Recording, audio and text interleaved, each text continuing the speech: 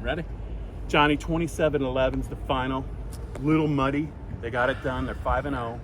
UCLA, kudos to them for traveling across the country and playing in a weird start for them, like 9 a.m. Yeah.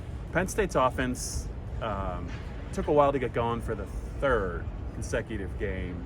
Yep. They didn't have Nick Singleton. I guess that's the big story. We've had a couple of different interpretations of why he wasn't available to go. What's yours?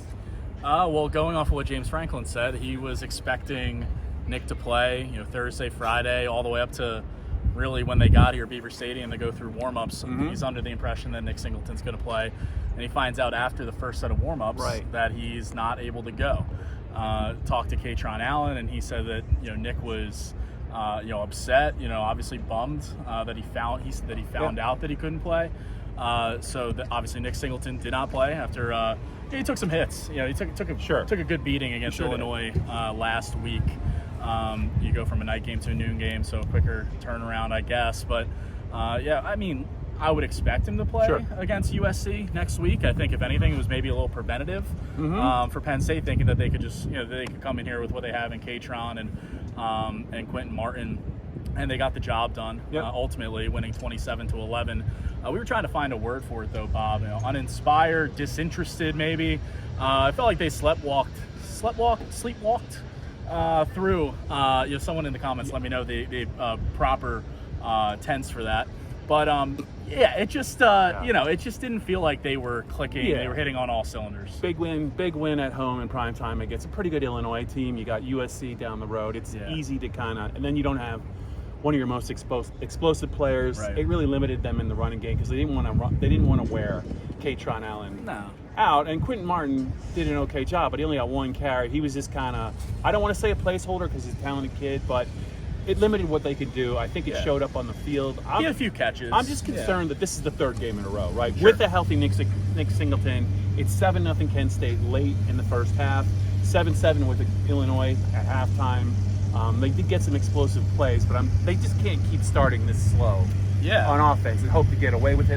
That's a concern. The other thing is their depth at some positions, I think, is starting to trouble me. They lost Donko early in the game, didn't return. J.B. Nelson didn't play after leaving the Kent State game.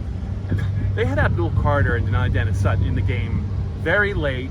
And you could say, why are they in the game like we were? But they don't have a lot behind them anymore. No. They are not deep, and I think it's a little bit troubling. They also have some depth issues at linebacker. Yeah, talking about defensive end, Jamel Lyons no longer with the team. We know that. Zariah Fisher, long-term injury from before the season, so they are a little thin at that position. And linebacker, really beyond Tony Rojas and Kobe King, I think there's a pretty significant drop-off there. When it comes to the guys behind him, so you can put significant in all caps on that. I think it's all caps. I mean, Tony Rojas played a great game today. I thought Zachy Wheatley played well. He did. Made a fourth down stop here, filling the gap well against the inside run. I thought Denai Dennis Sutton, when he's switched up, he's one of the best pass rushers out there, and he made life hell early, especially for UCLA as quarterback. So I thought there were some good individual performances out there. Ultimately, the defense is 7 tackles for loss, holds UCLA to 3 points until the final 30 seconds or 15 seconds or whatever. So defensively, a solid, really good performance again from Tom Allen's unit. I just think you would have liked to see a little bit more cohesion on offense, especially early. Correct. Drew said he missed some throws. If he hits that throw to Julian on the first drive, maybe they go down and score.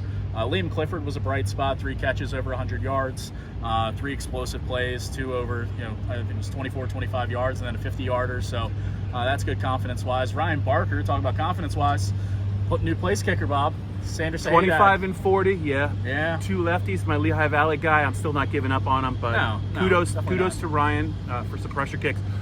Johnny, I just got one question for you because I think we got to get to this. I think everyone was talking about it on social media. I know you played football.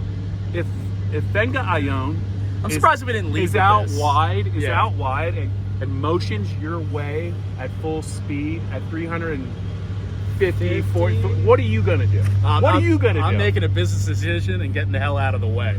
That's what I'm doing. I mean, he pancaked that. First of all, he put him on his ass and then he pancaked it. he was 98 that was and 44, ridiculous. I think both got it. I think those were the players, but it's a terrifying sight. He is a weapon.